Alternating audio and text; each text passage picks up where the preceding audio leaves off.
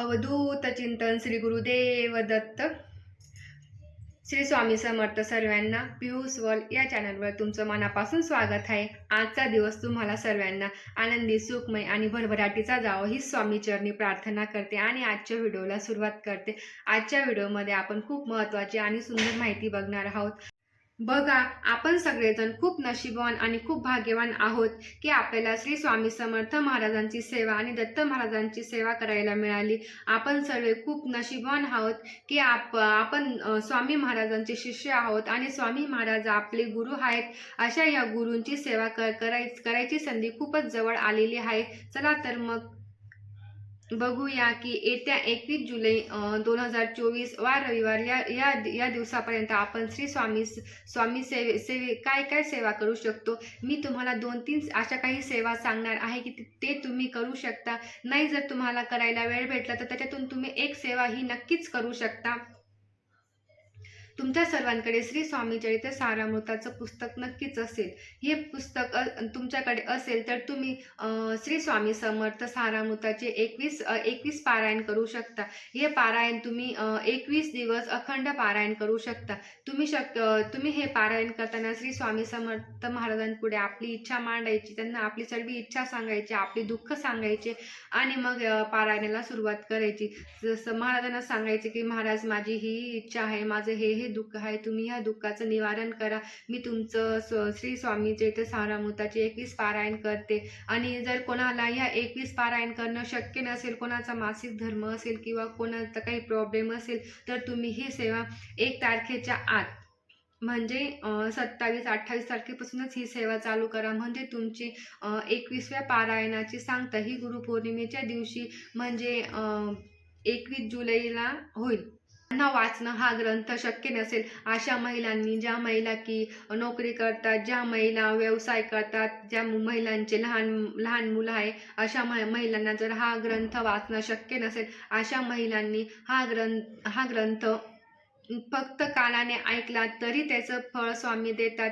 हा ग्रंथ इतका पवित्र आहे की त्याच्यामधले शब्द आपल्या कानावर जरी पडले तरी आपलं मन हे स्वच्छ निर्मळ होऊन जातं. त्यामुळे तुम्हाला जर वाचायला वेळ नसेल तर तुम्ही हा ग्रंथ फक्त कानाने ऐकला तरी चालेल. हा ग्रंथ जास्त मोठाने फक्त 1च तासाचा आहे. तुम्ही माझ्या चॅनलवर जाऊन मी हा ग्रंथ अपलोड केलेला आहे, तिथे जाऊन तुम्ही हा ग्रंथ ऐकूही शकता.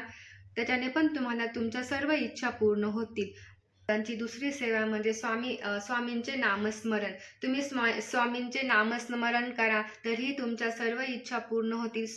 स्वामींचे नामस्मरण करताना तुम्ही स्वामी नामाचा जप करा, जपमाळ पकडा. तुम्ही 3 जपमाळ करा किंवा 7 जपमाळ करा. स्वामी महाराजांचे तुम्ही 11 जपमाळ करा.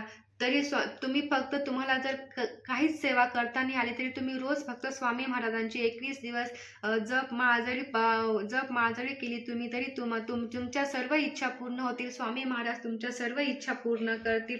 स्वामींच्या नावामध्ये इतकी ताकद आहे की ती एवढी ताकद कशामध्येच नाही आहे.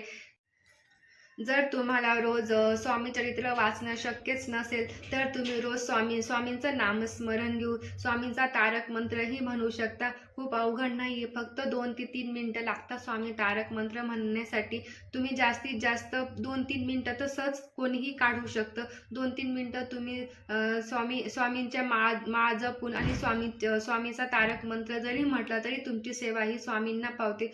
तुम्ही करण्याच्या आधी आपण संकल्प करायचा, स्वामींना आपली इच्छा सांगायची आणि मग पुढे पारायणाला सुरुवात करण्याच्या आधी आपण स्वामीच्या मंदिरात जायचं, स्वामींना नारळ वाहून यायचं, खडीसाखर वाहून यायची. आपण घरी खडीसाखरचा प्रसाद घेऊन यायचा. तो खडीसाखरचा प्रसाद खाल्ल्यानंतर मग आपण स्वामी चरित्र वाचायला बसायचं. स्वामी चरित्र वाचताना मध्येच उठून जायचं नाही. कोणाचाही किती अर्जंट कॉल येऊ द्या किंवा अर्जंट काही असू द्या, मध्येच असं खंड पाडून उठून जायचं नाही.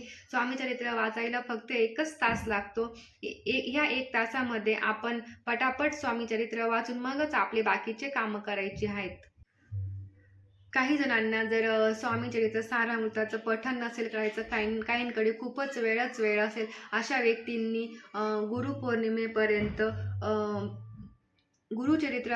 गुरुचरित्राचे पठण जरी केले तरी खूपच चांगले आहे. गुरुचरित्र हा ग्रंथ चार वेदांपैकी एक पाचवा वेद मानला जातो. म्हणून तुम्ही गुरुचरित्राचं पारायण जर केलं तर खूपच अतिउत्तम आहे.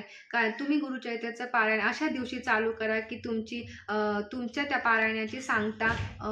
पारायणाची सांगता गुरुपौर्णिमेच्या दिवशी म्हणजे रविवारी होईल. अशा दिवशी तुम्ही हे पारायण चालू करा. गुरुचरित्राचं पारायण तुम्ही एक दिवशीय पारायणही करू शकता. तुम्ही हे पारायण 3 दिवसातही करू शकता आणि तुम्ही गुरुचरित्राचं पारायण 7 दिवसातही करू शकता. जास्तीत जास्त तुम्ही 7 दिवसात करा किंवा तुम्ही हे पारायण 21 दिवसाचंही करू शकता. पण गुरुचरित्र पारायणाचे खूप सारे कडक नियम आहेत. ते पाळले तरच तुम्हाला त्याचे फळ मिळते. म्हणून तुम्ही शक्यतो हे पारायण 7 दिवसाचंच करा. जास्त दिवस ते लांबवू नका, कारण त्याचे खूप कडक नियम आहेत.